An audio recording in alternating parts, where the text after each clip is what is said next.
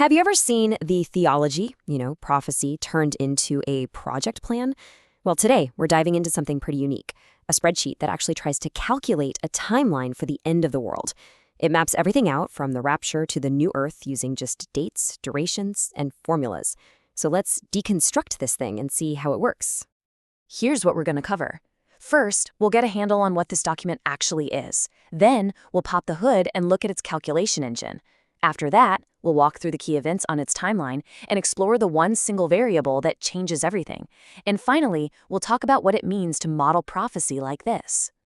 All right, so let's jump right in with the source itself, a prophetic spreadsheet.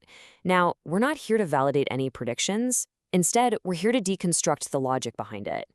It's a really fascinating attempt to take this incredibly complex prophetic narrative and squeeze it into a structured, data-driven model. And this spreadsheet is seriously comprehensive. We're talking 32 separate events, all sequenced out, from a really tough period called the Tribulation to a final battle known as Armageddon, and even a 1,000-year reign called the Millennium. Every single one gets a start date, a duration, and a calculated end date, all linked together just like a project plan. So this brings us to the core of the whole model, the calculation engine. How does this thing actually generate its timeline? You might be expecting some kind of complex algorithm, but believe it or not, the logic driving all 32 events is incredibly simple. The entire document, and I mean the whole thing, is built on one core formula. This one little piece of logic is the foundation for every single calculation, whether it's for an event that lasts a moment or one that spans 1,000 years.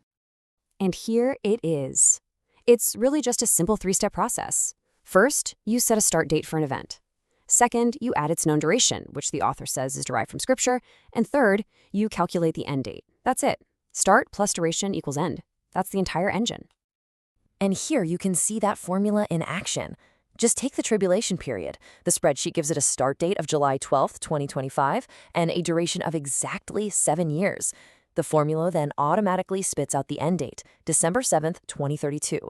Every single event in this model works just like this. Okay, so we've got this engine, right? What kind of timeline does it actually produce?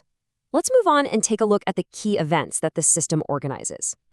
So using that initial 2025 start date, the model lays out this massive timeline. It kicks off with an event called the Rapture, which starts a 7-year tribulation in 2025.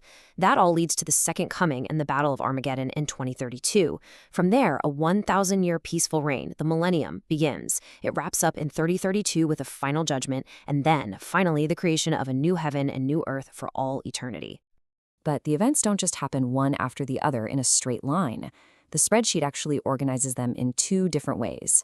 You've got sequential events, which are like dominoes. The tribulation has to end before the millennium can start. But then you have parallel events, which can happen at the same time. For instance, the model has the rise of the Antichrist and the appearance of the two witnesses, both happening during the same 3.5-year window inside the tribulation. And this is where things get really dynamic. See, while all those event durations are fixed, the entire timeline hinges on one single editable cell, the start date. Check this out. This slide shows you just how powerful that one little variable is. If the start date is 2025, those major events wrap up in December 2032. But watch what happens if we change that one cell to 2030, just 5 years later. Boom! Every single date after that automatically recalculates. The end of the tribulation, Armageddon, the start of the millennium, they all jump forward to February 2037. The whole future timeline pivots on that one input. So the key takeaway here is that the durations themselves never change. The millennium is always 1,000 years long, according to the source. The only thing that changes is when it begins. This fixed duration, just like the others, acts like a constant building block. The start date is just the variable that decides where to place that block in time. All right, let's step back for a second and just think about what this all means. What's the takeaway from turning this epic, sweeping narrative into a spreadsheet? In the notes for one of the very first events on the timeline, something called the Psalm 83 War, the author included this quote. It kind of suggests that the ultimate purpose behind all these events, and maybe even behind organizing them this way, is to point to a higher power. It's a way of connecting the cold logic of the formulas back to a pretty profound theological purpose. And that really leaves us with a final thought.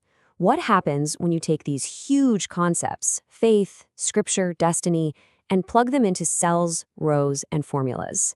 Does it make them easier to understand, more predictable, or does it just create a new kind of model for how we think about time itself? It's a fascinating place where data and divinity intersect, and it definitely changes how you look at a spreadsheet.